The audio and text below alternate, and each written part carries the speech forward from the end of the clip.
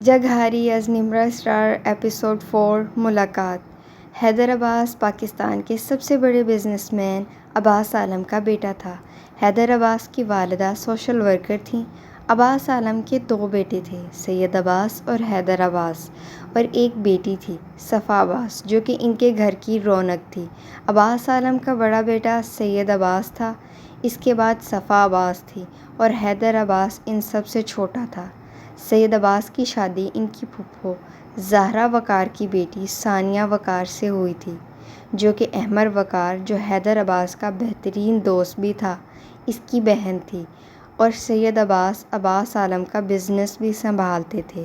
صفا عباس کی منگنی کچھ ہی مہینوں پہلے اس کی پھپھو عالیہ مرتضیٰ کے بیٹے ہاشم مرتضیٰ سے ہوئی تھی، اور شادی صفا عباس کی تعلیم مکمل ہونے کے بعد طے پائی تھی۔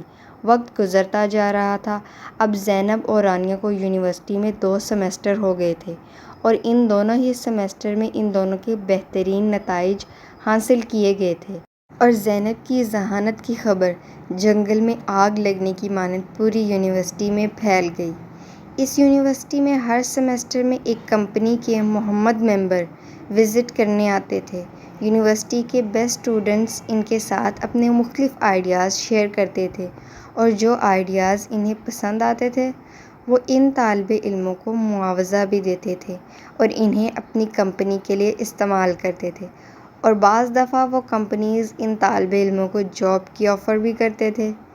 اور پچھلے 2 سیمسٹر سے صرف ایک شخص کے آئیڈیاز نہ تو صرف فروخت ہو رہے تھے، بلکہ اس شخص کو کمپنی سے بھی آفر آئی تھی، جسے اس نے بڑی خوش دلی سے قبول کر لیا تھا، اور وہ کوئی اور نہیں تھی، وہ زینب ولی اللہ تھی۔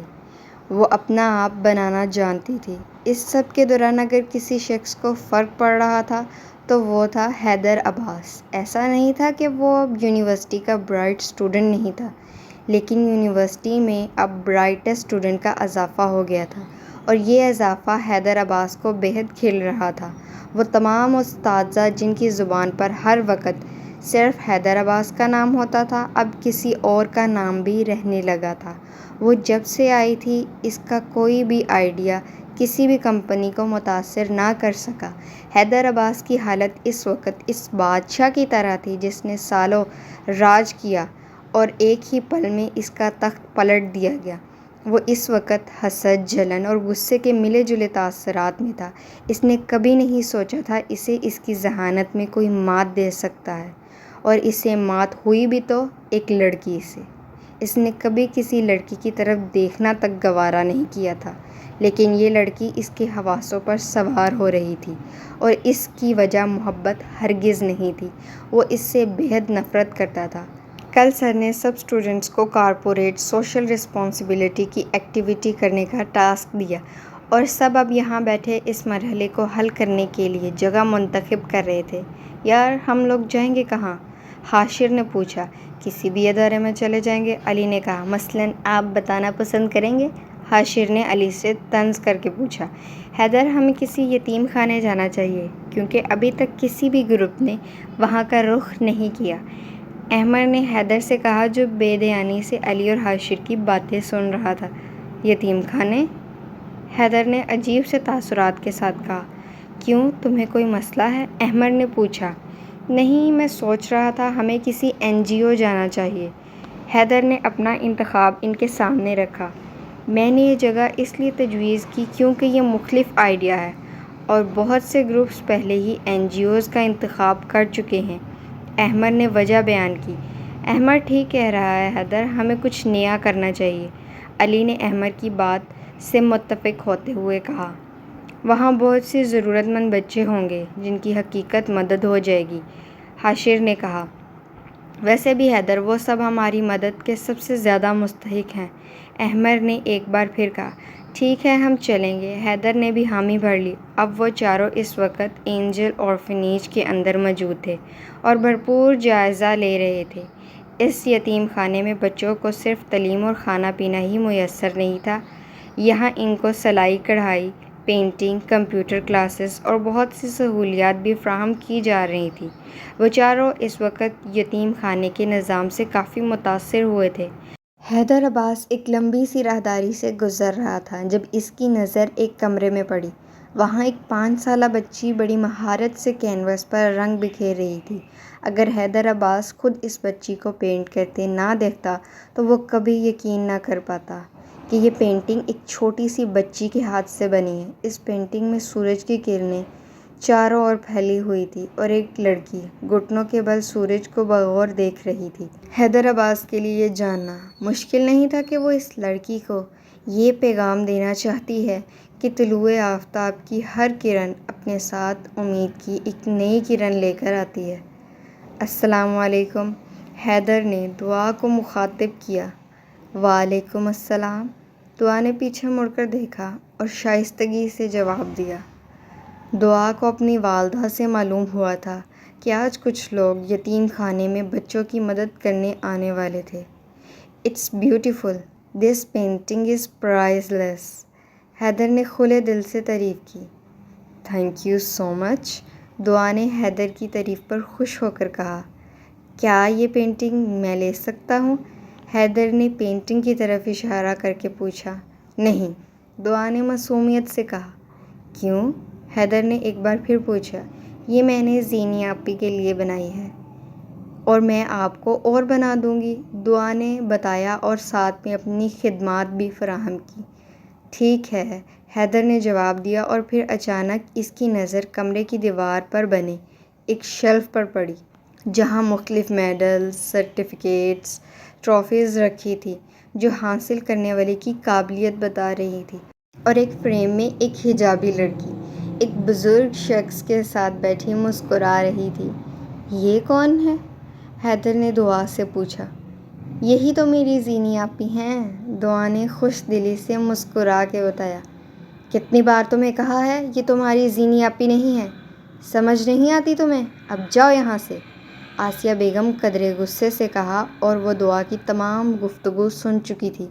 "یہ کون ہے؟" حیدر نے اب کی بار آسیہ بیگم سے پوچھا۔ "مجھے کیا معلوم بیٹا، نہ جانے ولی اللہ صاحب کو کیا سوجی کہ اس گندگی کے ڈھیر کو یہاں اٹھا لائے۔ اتنے سالوں سے پتہ نہیں کس کا گناہ سینے سے لگائے بیٹھے۔ ہم سب نے تو" آسیہ بیگم ابھی بتا ہی رہی تھی کہ ولی اللہ صاحب کی گرجدار آواز ان کی سماعتوں سے ٹکرائی۔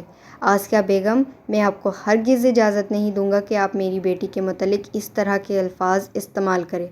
آپ کو مجھ سے یا میری بیٹی سے بھی کوئی مسئلہ ہے تو آپ بخوشی یہ نوکری چھوڑ سکتی ہیں۔ آپ کے دوست آپ کا انتظار کر رہے ہیں باہر." ولی اللہ صاحب نے اپنے لہجے کو نرم کرتے ہوئے اس بار حیدر سے کہا۔ وہ حیدر کو ہی ڈھونڈ رہے تھے جب دعا نے انہیں حیدر اور ان کے کمرے میں ہونے کا بتایا۔ "السلام علیکم بابا." زینی اس وقت آفس میں تھی جب اس نے ولی اللہ صاحب کو کال کی۔ "وعلیکم السلام بیٹا." دوسری طرف سے بڑی ہی شائستگی سے جواب دیا گیا۔ "بابا کیسے ہیں آپ؟" زینی نے پوچھا۔ "میں ٹھیک ہوں زینی، لیکن تم اب تک نہیں آئی۔ سب ٹھیک تو ہے؟" ولی اللہ صاحب نے اپنی خیریت سے آگاہ کیا اور ساتھ ہی فکر مندی سے سوال کیا۔ "جی بابا، سب ٹھیک ہے۔ میں آپ کو یہی بتانے کے لیے کال کی ہے، آج آفس میں کام کچھ زیادہ ہے، اس لیے میں نہیں آ پاؤں گی۔ آپ پریشان نہ ہوں، اس لیے میں نے آپ کو بتانا بہتر سمجھا." زینی نے تفصیلی جواب دیا۔ "اچھا کیا جو بتا دیا، میں پریشان ہو گیا تھا." ولی اللہ نے کہا۔ زینی نے کچھ یاد آنے پر لیپ ٹاپ پر تیزی سے چلتا ہوا ہاتھ اپنا روکا اور پوچھا۔ "آج کچھ لوگ آنے والے تھے نا بابا، کسی یونیورسٹی سے؟ سب کچھ کیسا رہا؟ اور نام کیا بتایا تھا آپ نے یونیورسٹی کا؟" زینی نے اپنے دماغ پر زور دے کر وہ نام یاد کرنے کی کوشش کی جو ولی اللہ صاحب نے اسے بتایا ہی نہیں تھا۔ "سب ٹھیک رہا، تم کل آؤ گی تو بات کریں گے۔" ولی اللہ صاحب کے ذہن میں آج کا سارا واقعہ گھوم گیا، لیکن کہا صرف اتنا، "ٹھیک ہے، اللہ حافظ۔" زینی نے فرمانبرداری سے کہا۔ "اللہ حافظ، خوش رہو۔" ولی اللہ صاحب نے دعا دے کر فون بند کر دیا۔ حیدر واپسی پر بالکل خاموش تھا۔ اس کے دماغ میں اب تک آسیہ بیگم کی باتیں گردش کر رہی تھیں جن پر یقین کرنا حیدر کے لیے مشکل تھا، مگر پھر ولی اللہ کا زینب کے حق میں بولنا اسے یقین کرنے پر اکسا رہا تھا۔ اس یتیم خانے میں آنے سے پہلے وہ یہاں کی تمام تر معلومات اکٹھا کر چکے تھے اور وہ جانتا تھا کہ آسیہ بیگم کافی بڑے عرصے سے اس یتیم خانے پر کام کر رہی تھیں۔ اور اگر وہ کچھ کہہ رہی تھی تو بغیر کسی بات کے تو نہیں کہا ہوگا، ضرور کوئی نہ کوئی بات ہوگی، یا پھر یہی سچ ہے جو وہ بتا رہی تھی۔ اور زینب ولی اللہ وہ کیوں اتنی چپ رہتی ہے؟ کیا اس کی سب کی یہی وجہ ہے؟ حیدر عباس، تم کون ہو؟ تمہیں ایک ایسی لڑکی تمہارے ہی میدان میں تمہیں پیچھے چھوڑی ہے جس کا نہ کل صاف ہے اور نہ ہی کوئی آج جانتا ہے۔ وہ کون ہے، کہاں سے آئی ہے؟ اور حیدر عباس اس لڑکی سے بآسانی ہار رہا ہے۔ نہیں، ایسا نہیں ہوگا۔ کم از کم حیدر کسی ایسی لڑکی سے ہرگز نہیں ہارے گا۔ پہلے حیدر عباس کو زینب ولی اللہ میں تجسس ہوا، پھر اس کی جگہ ایک بار حسد، جلن اور نفرت نے لے لی۔ حیدر یہ بات برداشت نہیں ہو رہی تھی کہ زینب ولی اللہ، جن کے بارے میں معاشرہ قابل تسلیم باتیں کر رہا ہے، وہ لڑکی حیدر عباس کا مقابلہ کر رہی ہے، جس کے خاندان کا شمار پاکستان کی عزت دار گھرانوں میں ہوتا ہے۔ یہ لو، علی نے تینوں کی طرف کین بڑھائے۔ یہ چاروں اس وقت فٹ بال اسٹیڈیم کی بینچز پر بیٹھے تھے۔ تمہاری طبیعت تو ٹھیک ہے نا؟ حاشر نے علی کی شاہ خرچی پر چوٹ کرتے ہوئے کہا۔ ہاں ٹھیک ہے، علی نے حاشر کا طنز اچھے سے سمجھ گیا تھا۔ تو پھر اتنی مہربانیاں کیوں ہو رہی ہیں؟ حاشر نے کہا۔ کنجوس زمانہ لوگ شاہ خرچی کر رہے ہیں، احمد نے حیدر کی طرف دیکھ کر کہا، جس پہ حیدر مسکرا دیا۔ میں نے سوچا آخری سال ہے، کیوں نہ جاتے جاتے تم غریبوں کی جھولیاں ہی بھر دی جائیں۔ علی کہاں سدھرنے والا تھا، شاہانہ انداز سے کہا۔ آپ کے اس ایک جوس کے کین سے ہماری جھولیاں واقعی ہی بھر گئی، حاشر نے فرضی دامن پھیلا کے طنز کیا۔ حیدر عباس، آپ کو سر رضا اپنے آفس میں بلا رہے ہیں، آفس کے ملازم نے حیدر کو بتایا۔ آپ چلیں، میں آ رہا ہوں، حیدر نے جواب دیا۔ حیدر کافی خوش لگ رہا تھا اور اس کی وجہ سر رضا کا بلاوا تھا۔ وہ جب بھی بلاتے کسی بڑے پروجیکٹ کے سلسلے میں ہی بلاتے تھے، اور حیدر یہ سوچ رہا تھا کہ آخرکار اس کو ایک بار پھر سے وہی پروجیکٹ ملنا شروع ہو گئے ہیں اور اب وہ یونیورسٹی میں بنائی اپنی جگہ پر واپس پہنچ سکتا ہے۔ رانیہ اور نور ابھی آئی ٹی لیب سے پاور پوائنٹ بنا کر باہر نکلی تھی۔ نور بھی انہی کلاس کی تھی اور زینب اور رانیہ دونوں کی ہی اچھی دوست بن گئی تھی۔ گول چہرہ، چھوٹی چھوٹی آنکھیں، لمبی ناک، گہری رنگت اور ہنستی ہوئی گالوں پر پڑتے ہوئے گڑھے اس کو مزید خوبصورت بناتے تھے۔ ان دونوں کا ارادہ کینٹین جانے کا تھا، پر جیسے ہی رانی کی نظر سر عمیر پر پڑی تو جھٹ سے پلر کے پیچھے چھپ گئی۔ اس کی وجہ یہ تھی کہ سر عمیر سے جب بھی ٹکراؤ ہوتا، وہ کوئی نہ کوئی کام اسٹوڈنٹ کے سپرد کر دیا کرتے تھے۔ مس نور، سر نے نور کو دیکھا تو اپنی طرف مخاطب کیا۔ یس سر، نور نے احترام سے جواب دیا۔ آپ اکیلی ہیں؟ مس رانیہ اور مس زینب آج نہیں آئیں؟ سر عمیر نے نور کو اکیلا دیکھ پوچھ لیا۔ سر کے لفظ اکیلی کہنے پر نور نے گردن گھما کے دیکھا اور سمجھ گئی رانیہ منظر سے غائب کیوں ہو گئی۔ سر، رانیہ تو یہیں کہیں ہوگی، اور زینب بھی آئی ہیں۔ نور نے یہی کہیں زور پر دے کر کہا۔ پلر کے پیچھے چھپی رانیہ اپنے ہونٹ کاٹنے شروع کر دیے۔ اچھا، اگر آپ کو زحمت نہیں ہو تو میرا ایک کام کر دیں۔ سر عمیر اپنی پہ آ چکے تھے۔ سر عمیر کا سوال سن کر رانیہ نے اپنا ہاتھ منہ پر رکھ کر اپنی امڑنے والی ہنسی کو روکا۔ جی سر، کہیے، نور نے تابعداری سے کہا۔ یہ پارسل سر احمد کو دے آئیں۔ سر عمیر نے پارسل نور کی طرف بڑھا کر کہا۔ اوکے سر، نور نے پارسل تھام کے کہا۔ نور نے پیچھے مڑ کر دیکھا تو رانیہ وہاں سے پہلے ہی بھاگ چکی تھی۔ اب یہ کام اس نے ہی کرنا تھا۔ وہ ایک گہری سانس لے کر آگے بڑھ گئی۔ زینی چلو نا، رانی نے کہا۔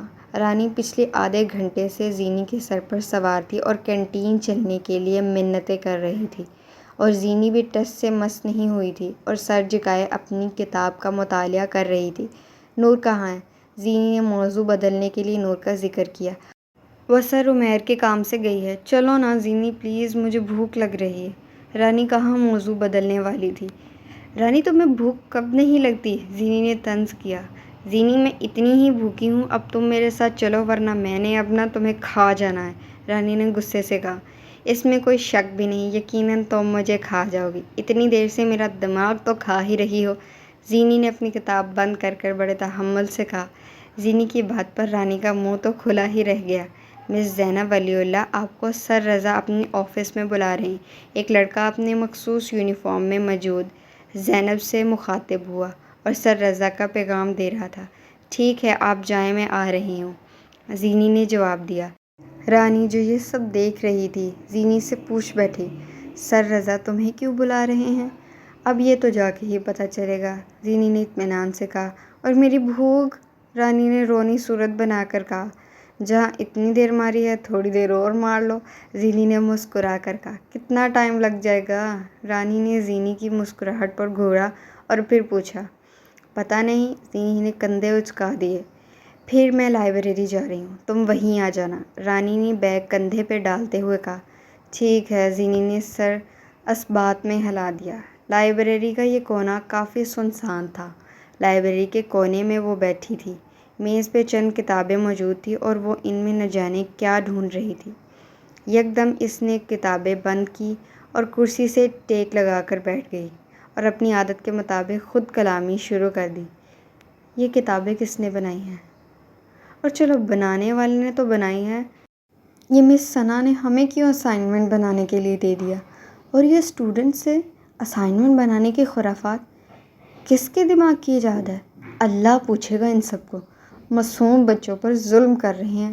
رانی کا بھوک کی وجہ سے دماغ کام کرنا تو بند ہو ہی گیا تھا، لیکن زبان کی بریک بھی فیل ہو گئی تھی۔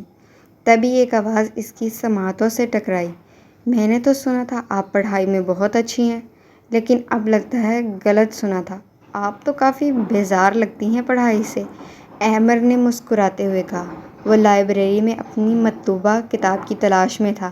جب رانی کی آواز اسے سنائی دی، وہ اسے پہچان گیا تھا اور اپنا حساب برابر کر رہا تھا۔ اس شخص کو دیکھ کر رانی کا دل زور سے دھڑکا۔ وہ اپنی جگہ سے کھڑی ہو گئی، احمر کی بات کا جواب دیے بغیر ہی اپنا بیگ اور کتاب اٹھائی اور وہاں سے اندھا دھند باہر نکلی۔ جب اس کا تصادم کسی وجود کے ساتھ ہوا، ان دونوں ہی کی تمام کتابیں زمین بوس ہو گئیں۔ کیا ہوا رانی، کیا بھوت دیکھ لیا؟ نور نے غصے سے کہا۔ کتابیں سمیٹ کے کھڑی ہوئی۔ بھوت نہیں، جن دیکھا ہے میں نے، جن، رانی نے اپنی آنکھیں بڑی کر کر کہا۔ کیا؟ نور نے بے یقینی سے پوچھا۔ بس تم دعا کرو اللہ مجھے اس جن کے سائے سے بھی دور رکھے، رانی نے کہا۔ تبھی اسے وہی آواز سنائی دی۔ آمین، احمر نے مسکراتے ہوئے کہا اور رانی کا لائبریری کارڈ اس کے آگے بڑھایا جو وہ جلدی جلدی میں وہیں چھوڑ آئی تھی اور وہاں سے چلا گیا۔ رانی کی زبان کو ایک بار پھر بریک لگ گئی۔ اس کے دل میں احمر کے لیے کوئی انجانا سا خوف تھا، کہیں وہ پہلی ملاقات کی وجہ سے کوئی انتقامی کارروائی نہ کرے۔ نور کو رانی احمر سے پہلی ملاقات کے بارے میں بتا چکی تھی، لیکن اس شخص کو نور نے دیکھا نہیں تھا، اس لیے پوچھا، یہ کون تھا؟ یہ وہی پرینک والا تھا، رانی نے کھوئے ہوئے انداز میں بتایا۔ اچھا چلو، تم نے کینٹین چلنا تھا نا؟ نور نے رانی کی توجہ اپنی طرف مبذول کروائی، جس میں وہ کامیاب بھی ہو گئی۔ ہاں چلو، رانی فوراً راضی ہو گئی۔ اگر آپ کو ویڈیو اچھی لگے تو اسے لائک کریں، کمنٹ کریں، شیئر کرنا نہ بھولیے گا۔ اللہ حافظ۔